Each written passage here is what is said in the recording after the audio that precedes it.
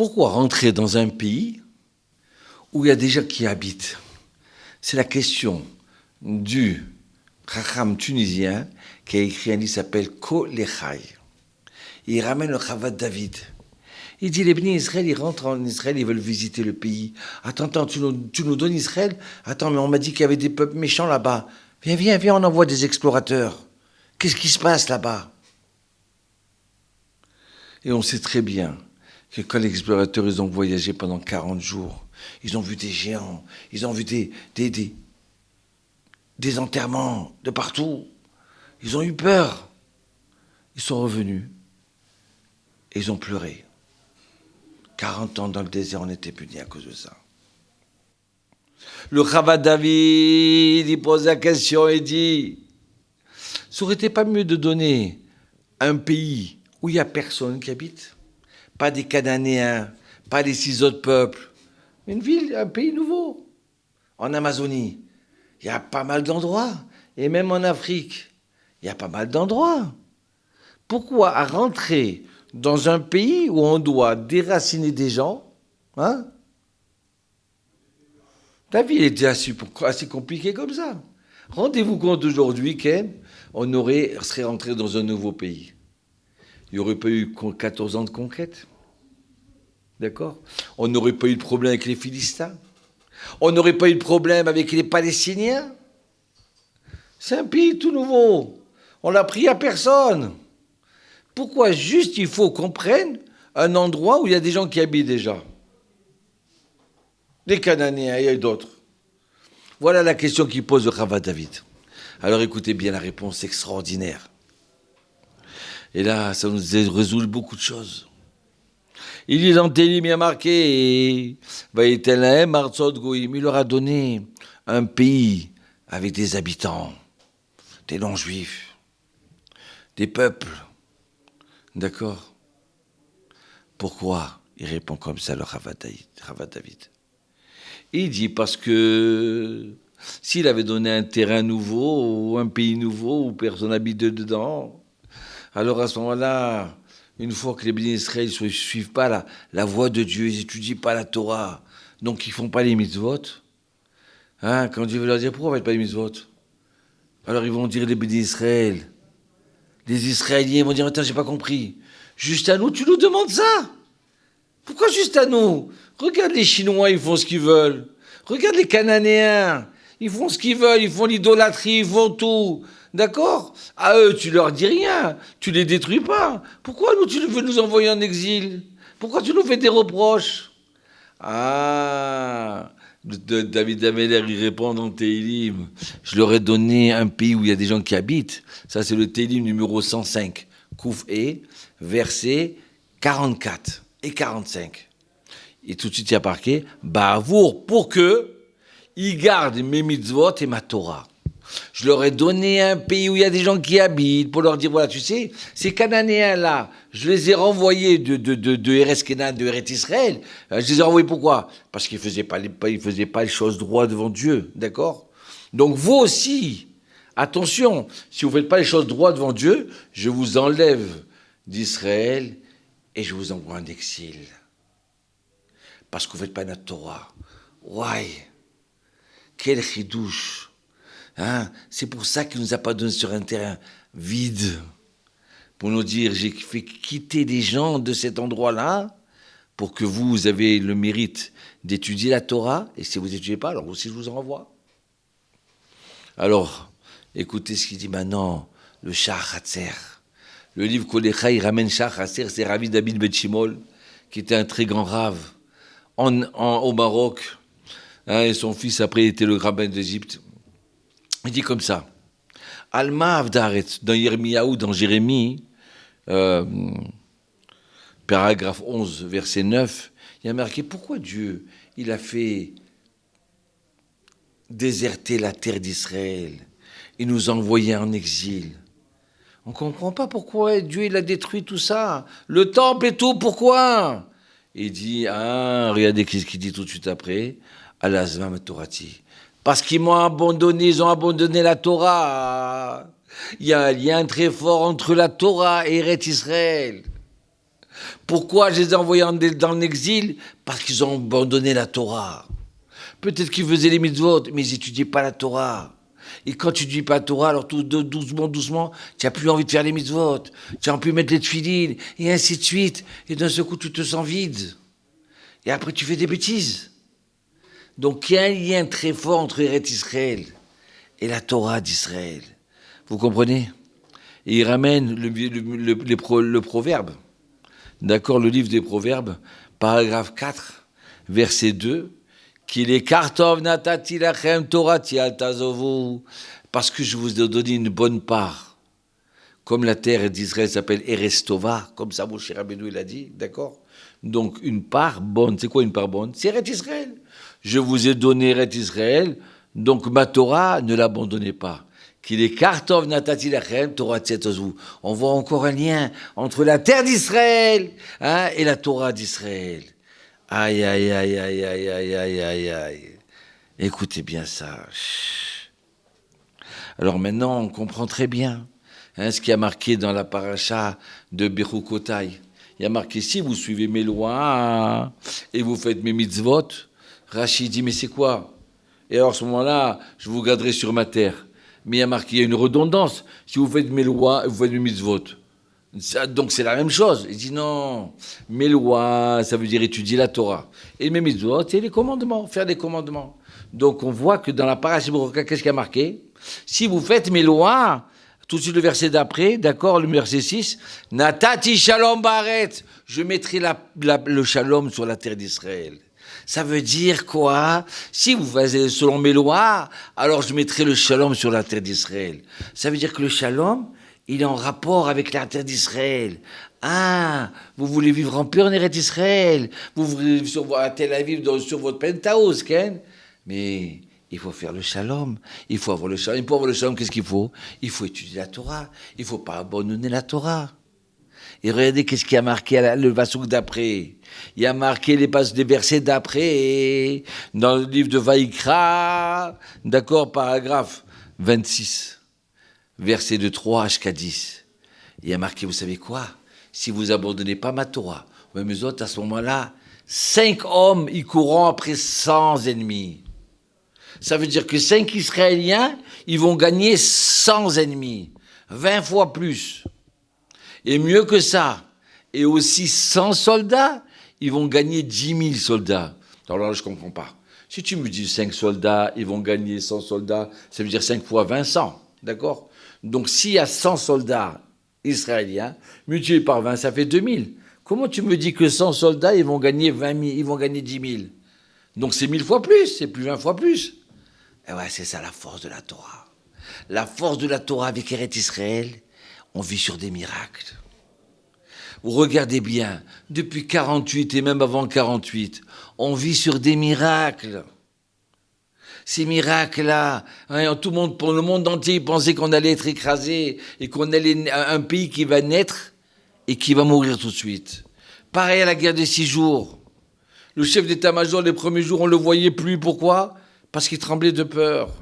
J'ai un ami à moi, il m'a dit, on creusait les stades, on les transformait en cimetières. Il nous avait demandé pourquoi. Parce que Nasser, il va rentrer. Nasser, la Jordanie, le Liban, la Syrie, c'est trop pour nous, c'est trop. On raconte que même Yitzhak Rabin, il a fait une dépression les 2 premiers jours, tellement il avait peur. Et qu'à la fin de la guerre, il a dit, c'est le doigt de Dieu. Comme ça, il a dit. Il a dit ça aux rabbinim. Mais aux ambassadeurs, il leur a dit, c'est la force de Tzahal. Donc on vit sur des miracles. Mais vous comprenez, Eretz Israël, c'est sur des miracles. On peut pas vivre autrement. Heureusement qu'on a ces Nissim-là. Regardez, le virus est arrivé de partout. Et nous, on était en Israël l'année dernière, en 2020. Mars 2020, avril 2020, on a dit, on a su faire, baby, qu'est-ce qu'il a dit? On est les meilleurs, on était prêts pour contrecarrer le virus. C'est pour ça qu'on n'a pas de malades. On était prêts. Juste, il a dit ça, Dieu lui a dit, tu es prêt? Alors le virus, il est arrivé encore plus fort. D'un seul coup, il a demandé de mettre les masques. D'un seul coup, il a demandé de s'enfermer. Où est toute la force? Tu vois pas la main de Dieu? Eretz Israël, c'est des miracles. Et avec tout ça, grâce à Sion est sorti. Comprenez? Donc la Torah, Eretz Israël. Et il y a un rabbin qui m'a dit, je ne sais pas si c'est vrai, il m'a dit, mais comme il y a eu le corona, il y a beaucoup d'yeshivot qui ont été fermés cette année. Donc il y a eu moins de Torah.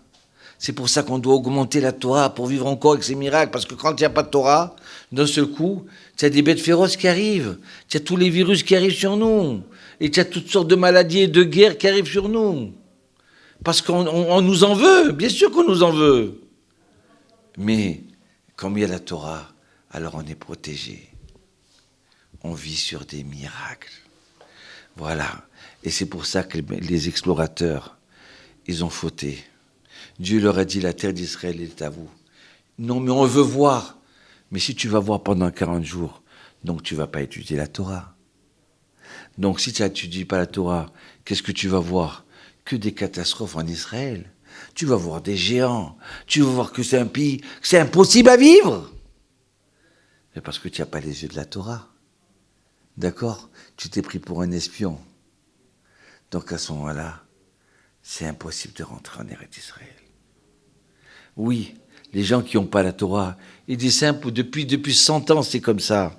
Depuis 100 ans, ils disaient au Rav Kook, au Rav Avraham Yitzhak Cohen Koun, ils disaient, écoute mon Rav, en 1930, écoute, viens, on donne aux Arabes, on leur donne le kotel, comme ça on fait la paix avec eux.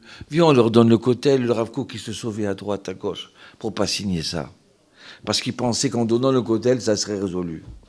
On n'a pas de problème avec les Arabes ou avec d'autres peuples ou les nations du monde. On a un problème où il faut soutenir la Torah, et vivre la Torah et l'étudier. À ce moment-là, tu t'aperçois que qui c'est qui aurait pu... Mais ils ont expliqué au Rav Kook, mais je comprends. Avec tout le nombre d'habitants qu'il y a qui ne sont pas juifs en Israël, on va faire l'État d'Israël en 48, mais on ne pourra pas tenir. Il y a trop d'Arabes. C'est pas possible.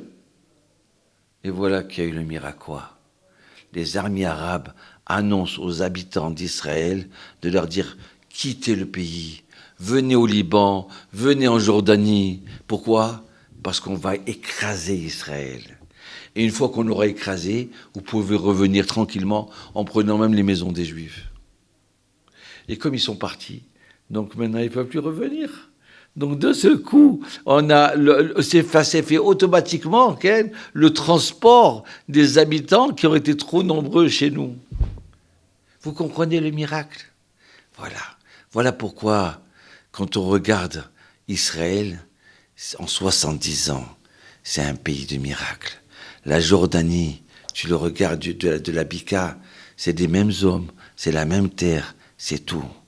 Et pourtant, il n'y a pas la même réussite. La force de la Torah. Eretz Israël et la Torah. Je voudrais terminer avec une petite histoire. Parce qu'à la fin de la paracha, on parle de la mitzvah de tzitzit. Les tzitzit, c'est les lunettes du juif pour regarder dans le monde. Et voilà qu'il y a 5 ans de ça, j'ai un monsieur, David Attias, qui vient chez moi me voir. Il me dit, Rav, je ne suis pas bien, je vais divorcer, je ne sais pas ce qui se passe, je ne suis pas bien du tout. Alors j'ai écouté, alors j'ai commencé à lui essayer de le réconforter. Et je lui parle. Il était avec mon ami Moshe Lachmi. Il me dit, Rav, je sais ce que vous me dites. Je crois en ce que vous me dites, oui.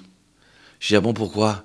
Il me dit, parce que, je vais vous dire la vérité, il y a 10 ans de ça, j'étais gravement malade. Je faisais rien de la Torah. Et j'étais tellement malade, que les docteurs, ils avaient désespéré. Ils ont dit, ça y est, le rein, il ne marche plus, les poumons, ils ne marchent plus, tout s'écroule. Ça y est, il lui reste quelques heures à vivre. Et vous savez quoi? Je me suis senti mourir. Ça y est, je partais. Et à ce moment-là, il y a un juif qui rentre. Il rentre à l'hôpital, il rentre dans ma chambre. Il me dit, mon cher David, est-ce que tu veux une mitzvah? Regarde, j'ai apporté un talit avec des tzitzit. Tu veux pas le mettre sur toi?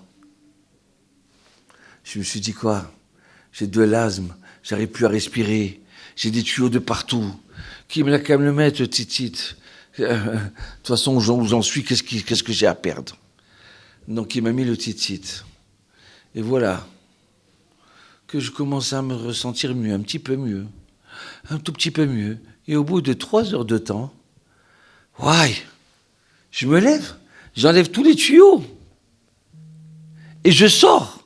Je sors à ce moment-là. Ouais. Je sors dans la rue. Je descends de l'hôpital. Et je vois quelqu'un qui fume. J'ai envie d'une cigarette. Et à ce moment-là, je prends une cigarette et je fume.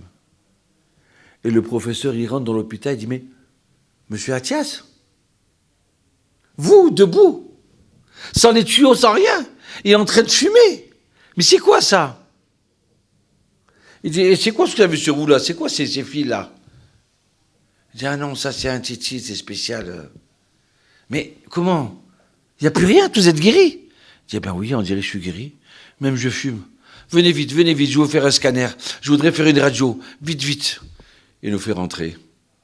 Et à ce moment-là, il me demande d'enlever le titi. Je dis non, ça je le regarde sur moi. Il m'a porté bonheur, il m'a guéri, je le garde. Il me dit, bon ça va. Allez, venez, on fait la radio quand même. Et quand il fait la radio, il dit, mais je ne sais pas ce qui se passe, mais je vois vos fils, on dirait qu'ils sont faits avec des rayons, une lumière spéciale qui vous protège. Sur son dossier, il y a marqué « Miracle ». Alors je lui dis « Ouais, c'est merveilleux. Ouais. Alors dis-moi maintenant aujourd'hui, qu'est-ce que tu fais? Tu fais Shabbat ?» Il me dit « Non. » Je dis « Dans ton couple, ta femme va au mikvé ?» Il me dit « Non. » Je lui dis « Tiens les titites ?» Il me dit « Non. » Je les ai enlevés il y a 5 ans de ça. Je lui dis « Mais tu as vécu un miracle. Les titites, ils t'ont protégé. Et tu enlèves et tu vas dans le sens contraire de la route. Mais c'est sûr et certain que en route sur une autoroute en sens contraire, tu rentres contre d'autres voitures. C'est sûr, je comprends pourquoi tu divorces. Je comprends pourquoi tu es malheureux. Hachem, il t'a fait un miracle, c'est toi-même qui le raconte.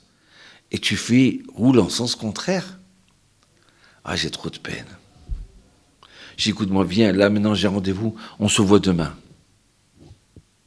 Depuis 5 ans, je ne l'ai plus revu. Vous comprenez? On vit sur des miracles. D'accord? Les tzitzit, ça protège. Les tzitzit, ça nous aide à voir les vraies lunettes sur le monde entier. Il y a marqué, et tu les verras, les tzitzit. Et surtout, ne regardez pas les choses interdites. N'allez pas après vos yeux et votre cœur. Vous avez une femme, c'est elle qu'il faut regarder. Ne regardez pas n'importe quel film. Vous êtes des juifs. Vos yeux, ils sont kadosh. Vos yeux, ils sont purs. Ils voient le Sefer Torah. Ils voient la lettre Aleph, Bet. Pas pour voir des choses interdites. Qu'Hachem, il vous protège. Qu'Hachem, il vous bénisse.